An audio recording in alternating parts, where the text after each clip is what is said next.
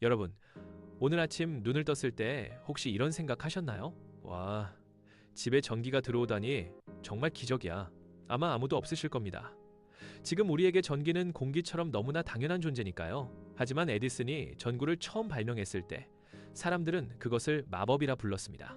심지어 어떤 사람들은 전기가 악마의 불이라며 두려워하기도 했습니다. 텔레비전이 처음 나왔을 때, 인터넷이 처음 연결됐을 때, 그리고 스마트폰이 처음 세상에 등장했을 때도 역사는 똑같이 반복되었습니다. 처음에는 다들 신기하다, 놀랍다라고 감탄하지만 인간은 무서울 정도로 편리함에 빠르게 적응합니다. 일단 한번 편해지면 절대 그 이전의 불편함으로 돌아가지 못합니다. 지금 스마트폰 없는 세상을 상상하실 수 있나요? 은행 업무, 배달 주문, 친구와의 대화, 낯선 곳에서의 길 찾기까지 스마트폰이 없으면 우리의 일상은 그 즉시 마비될 것입니다. 이것을 우리는 뉴노멀, 즉 새로운 표준이라고 부릅니다. 지금 우리가 신기하다며 바라보는 인공지능, AI도 똑같은 길을 가고 있습니다. 지금은 챗GPT가 대답하는 것이 신기하고 그림 그리는 AI가 뉴스에 나오지만 불과 10년 뒤, 아니 5년 뒤에는 AI가 없는 삶을 상상조차 할 수 없는 세상이 올 것입니다. 돈의 언어 연구소 주말 특집 미래의 언어 첫 번째 시간은 앞으로 우리의 공기가 되고 물이 되고 전기처럼 쓰이게 될 인공지능의 모든 것을 아주 깊고 쉽게 파헤쳐 보겠습니다. 단순히 기술을 아는 것을 넘어 이 거대한 변화 속에서 부의 기회를 잡는 법, 그리고 AI 시대에 우리 인간의 가치는 무엇인지 철학적인 질문까지 던져보려 합니다. 이 영상이 끝날 때쯤이면 여러분은 막연한 두려움 대신 미래의 불을 거머쥘 확실한 지도를 손에 넣게 되실 겁니다. 먼저 용어부터 아주 쉽게 정리해 보겠습니다. AI는 Artificial Intelligence의 약자입니다. 말 그대로 인공지능, 인간이 만든 지능이라는 뜻입니다. 사실 이 개념은 최근에 생긴 게 아닙니다. 1950년대부터 과학자들은 기계도 인간처럼 생각할 수 있을까라는 질문을 던졌습니다. 하지만 수십 년 동안 AI는 멍청이 취급을 받았습니다. 왜 그랬을까요? 과거의 컴퓨터는 인간이 하나하나 규칙을 알려줘야만 움직였기 때문입니다. 이것을 규칙 기반 방식이라고 합니다. 예를 들어 컴퓨터에게 고양이를 가르친다고 가정해 봅시다. 프로그래머는 이렇게 입력해야 했습니다. 귀가 뾰족하고 눈이 2개고 수염이 있고 털이 있으면 고양이다. 그런데 만약 고양이가 뒤돌아 있어서 눈이 안 보이거나 귀가 접혔거나 털이 없는 스핑크스 고양이라면 어떻게 될까요? 컴퓨터는 에러를 일으키며 이건 고양이가 아닙니다 라고 판단했습니다. 세상에 그 무수히 많은 예외 상황을 인간이 일일이 코딩해 줄 수는 없었기 때문입니다. 그래서 AI 기술은 아주 긴 겨울을 맞이했습니다.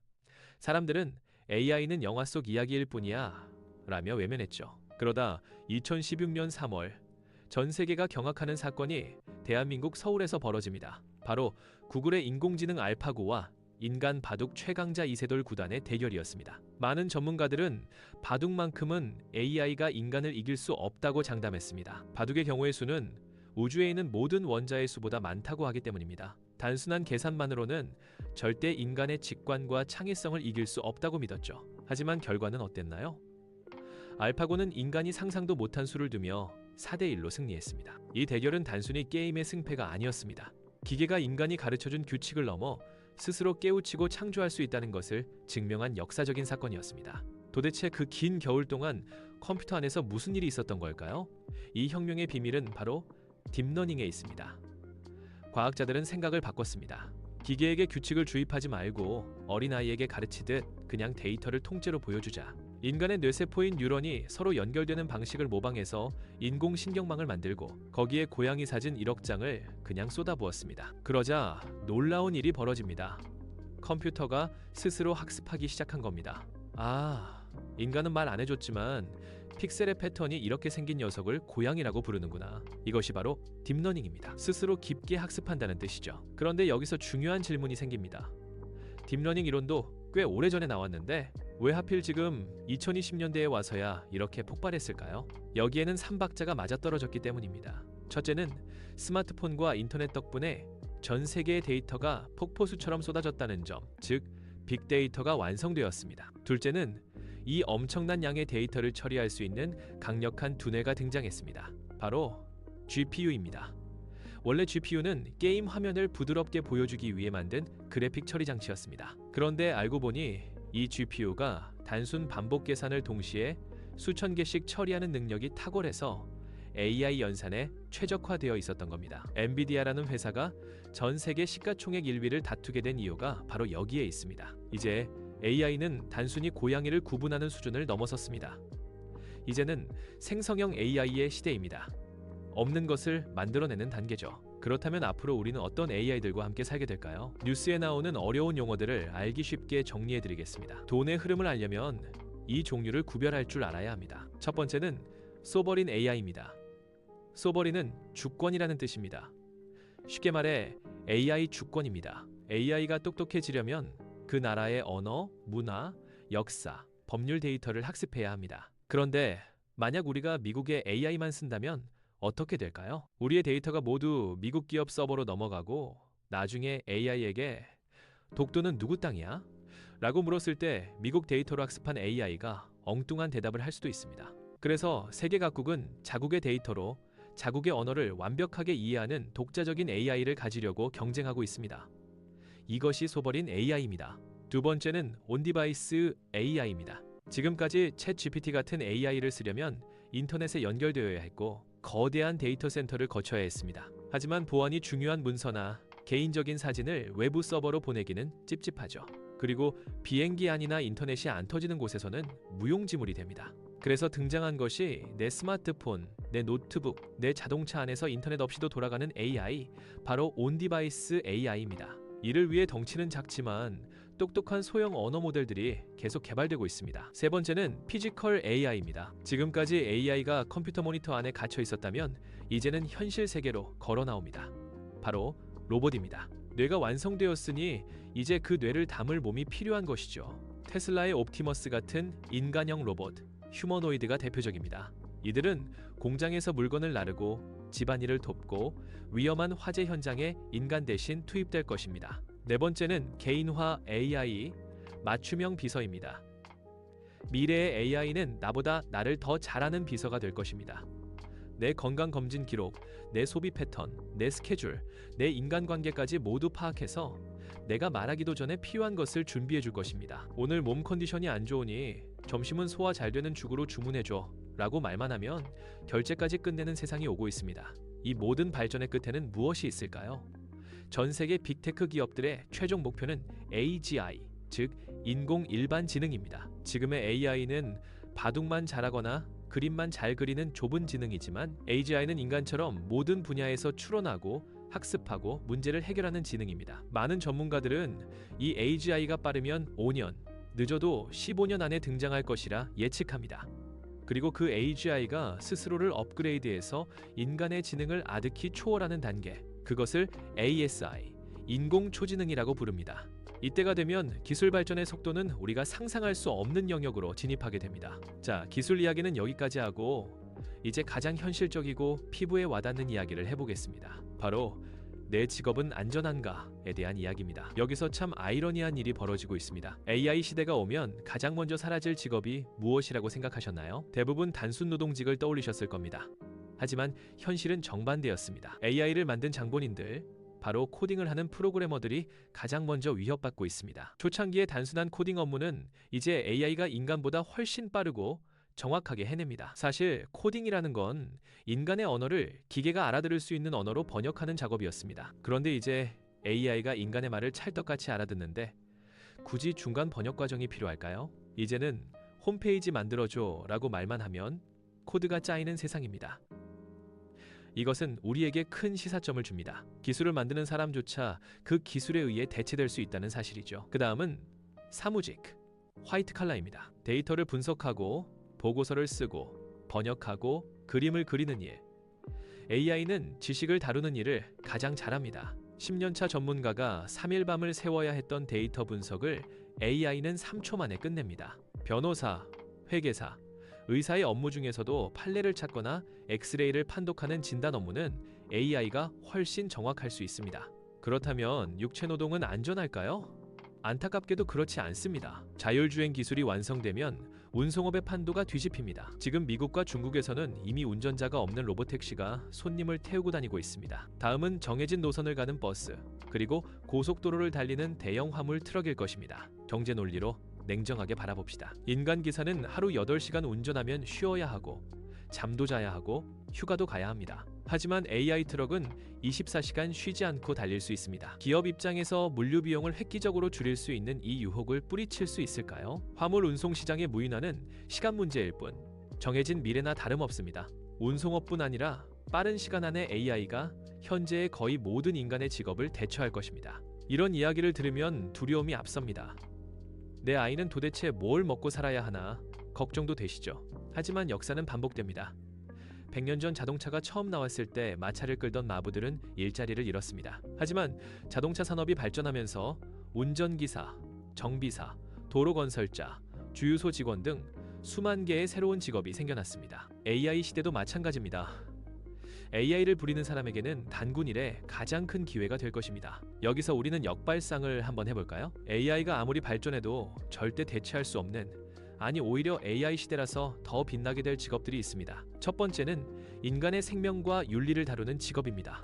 대표적으로 판사와 의사입니다. 물론 엑스레이를 판독하고 법률 정보를 찾는 건 AI가 더 잘할 수 있습니다. 하지만 최후의 판단과 책임은 인간이 져야 합니다. 예를 들어 AI 판사가 당신은 징역 10년입니다 라고 판결한다면 우리가 그 결과를 마음으로 승복할 수 있을까요? 기계 따위가 내 인생을 결정해? 라는 반발심이 생길 것입니다. 의사도 마찬가지입니다. 병을 고치는 것은 기술이지만 환자의 마음을 위로하고 치료 과정의 고통을 공감해주는 것은 인간만이 할 수 있습니다. 이를 플라시보 효과라고 하죠. 의사의 따뜻한 말 한마디가 실제 치료 효과를 높이는 것. 이것은 차가운 기계가 흉내낼 수 없는 영역입니다. 두 번째는 불완전함이 감동이 되는 직업입니다. 바로 예술가, 스포츠 선수, 그리고 인플루언서입니다. AI는 이미 인간보다 더 완벽하게 그림을 그리고 더 정확하게 공을 던질 수 있습니다. 하지만 우리는 로봇이 100점 만점을 쏘는 양궁 경기에는 환호하지 않습니다. 우리가 스포츠에 열광하는 이유는 무엇인가요? 실수를 할 수도 있는 인간이 엄청난 압박감을 이겨내고 끝내 해내는 그 드라마에 감동하기 때문입니다. 예술도 마찬가지입니다. AI가 그린 그림은 매끈하고 완벽합니다.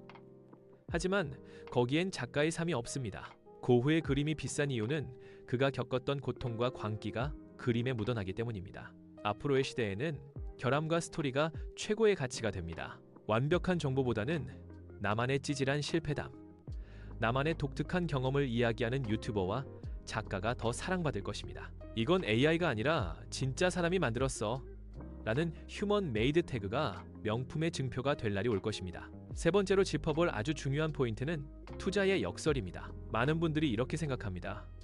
AI가 발전하면 주식 투자도 AI가 다 해주겠네? 그럼 누구나 돈을 벌겠네? 과연 그럴까요? 자본시장은 잔인하게도 제로섬 게임의 성격을 가집니다. 누군가 돈을 벌면 누군가는 잃어야 합니다. 만약 세상 모든 사람이 슈퍼컴퓨터급 AI 비서를 가지고 있다고 칩시다. 어떤 회사의 주식이 저평가되었다고 AI가 판단하는 순간 전 세계 모든 사람의 AI가 0.1초 만에 그 주식을 사들일 것입니다. 정보의 비대칭이 사라지는 것이죠. 이렇게 되면 초과 수익을 내기가 정말 어려워집니다. 완벽한 정보가 넘쳐나는 시장에서는 역설적으로 돈을 벌 기회가 줄어드는 것입니다. 그렇다면 우리는 어떻게 투자해야 할까요? AI는 합리적이고 논리적입니다. 하지만 주식시장은 가끔 미쳐 돌아갑니다. 인간의 탐욕과 공포, 광기 때문에 움직이죠. AI는 과거 데이터를 기반으로 판단하지만 인간의 비이성적인 광기는 데이터로 예측하기 어렵습니다. 앞으로의 투자는 AI가 분석해준 데이터를 맹신하는 것이 아니라 그 데이터 너머에 있는 대중의 심리를 읽고 남들과 다르게 생각하는 역발상을 할 수 있는 사람만이 살아남을 것입니다. 숫자는 AI에게 맡기고 통찰은 인간이 해야 합니다. 이런 급변하는 세상 속에서 우리 아이들은 어떤 준비를 해야 할까요? 과거에는 정답을 잘 외우는 사람이 우등생이었습니다. 하지만 모든 지식이 클라우드에 있고 AI가 1초 만에 답을 내놓는 세상에서 암기력은 더 이상 힘이 아닙니다. 이제는 질문을 잘하는 능력이 실력인 시대입니다. AI에게 무엇을 시킬 것인가? 이 결과물이 맞는지 검증할 수 있는가? 그리고 남들과 다른 창의적인 연결을 할 수 있는가? 이것이 미래 인재의 조건입니다. 아이들에게 코딩 기술 하나 더 가르치는 것보다 철학, 역사, 문학 같은 인문학을 가르쳐야 합니다. 왜냐고요? 좋은 질문은 깊은 사색에서 나오기 때문입니다. AI라는 강력한 칼을 쥐어줘도 그걸로 요리를 할지 강도질을 할지는 인간의 소양에 달려 있습니다. 영어 단어 하나 더 외우는 것보다 AI라는 비서에게 명확하고 논리적으로 명령을 내리는 법, 즉 프롬프트 엔지니어링 능력과 사람의 마음을 움직이는 공감 능력을 키우는 것이 훨씬 중요합니다. 마지막으로 투자와 경제의 관점에서 기회를 찾아보겠습니다. 골드러시 때 금을 캐러 간 사람보다 청바지와 곡괭이를 판 사람이 돈을 벌었다는 이야기 유명하죠? AI 시대의 곡괭이는 무엇일까요? AI가 발전할수록 반드시 필요한 인프라에 주목해야 합니다. 첫 번째는 데이터 센터입니다. AI는 24시간 돌아가는 거대한 공장입니다. 이 공장을 짓는 데이터 센터 시장은 계속 커질 수밖에 없습니다. 그런데 여기서 아주 중요한 포인트가 있습니다. 데이터 센터는 전기가 단 1초라도 끊기면 안 됩니다. 멈추는 순간 막대한 데이터 손실과 수천억 원의 피해가 발생하기 때문입니다. 그래서 데이터 센터에는 비상발전기와 무정전 전원 장치 UPS가 필수적으로 들어갑니다. 전력이 끊겨도 공장이 돌아가게 만드는 설비들, 이런 기업들도 눈여겨보셔야 합니다. 두 번째는 에너지와 냉각 시스템입니다. AI는 전기 먹는 하마입니다. 챗GPT가 검색 한 번에 쓰는 전기가 구글 검색의 10배가 넘습니다. 앞으로 전기가 부족해서 AI를 못 돌리는 상황이 올 수도 있습니다. 그래서 좁은 공간에서 엄청난 에너지를 효율적으로 만드는 차세대, 원전, SMR 소형 모듈 원자로 이 주목받는 것입니다. 또한 컴퓨터들이 뿜어내는 엄청난 열기를 식혀줄 액침 냉각 기술 같은 특수 냉각 시스템도 필수적인 기술이 될 것입니다. 세 번째는 로보틱스와 배터리입니다. AI가 몸을 가지게 되면 움직여야 합니다. 로봇이 오래 움직이려면 고성능 배터리가 필수겠죠. 이처럼 AI라는 기술 자체에 투자하는 것도 방법이지만 AI가 먹고 자고 움직이는 데 필요한 생태계를 보는 눈을 가져야 합니다. 여러분, AI는 터미네이터처럼 우리를 멸망시키러 온 로봇이 아닙니다. 우리가 입어야 할 강력한 아이언맨 수트입니다. 맨몸으로 싸우는 사람은 수트를 입은 사람을 절대 이길 수 없습니다. 미래의 문맹은 글자를 못 읽는 사람이 아니라 AI와 대화하지 못하는 사람이 될 것입니다. 두려워하지 말고 귀찮아하지 말고 이 새로운 불을 여러분의 도구로 만드세요. 25년 전 인터넷이 세상에 등장했을 때 인터넷을 게임이나 채팅하는 도구로 사용만 한 사람이 있고 광 케이블을 깔고 온라인 쇼핑몰을 만드는 등 인터넷을 이용한 이는 엄청난 기회를 잡았습니다. 스마트폰이 처음 등장했을 때도 게임이나 영상을 보는 용도로 사용만 한 사람이 있는 반면 스마트폰을 이용해 어플을 만들고 SNS를 이용한 비즈니스와 혁신을 만든 사람들도 있습니다. 이제 또 하나의 거대한 AI 기술이 다가오고 있습니다. 기술의 사용자가 아니라 이용자가 돼보시길 바랍니다. 지금 당장 챗 GPT를 켜보시고 여러분의 비서에게 말을 걸어보세요. 오늘 저녁 메뉴 추천해줘. 같은 사소한 것부터 시작해보세요. 그 작은 시도들이 모여 여러분을 미래의 파도 위에 올려놓을 것입니다. 미래는 오는 것이 아니라 만들어가는 것입니다. 돈의 언어 연구소는 여러분이 그 거대한 파도 위에서 중심을 잡을 수 있도록 가장 빠르고 정확한 지도를 계속 그려드리겠습니다. 오늘 미래를 봤으니 다음 주말에는 반대로 과거로 떠나보겠습니다. 경제의 보험 코너, 역사는 반복된다. 편에서는 튤립 파동부터 닷컴 버블까지 인간의 욕망이 만든 거품의 역사를 통해 우리가 어떤 교훈을 얻어야 할지 알아보겠습니다. 지금까지 돈의 언어 연구소였습니다.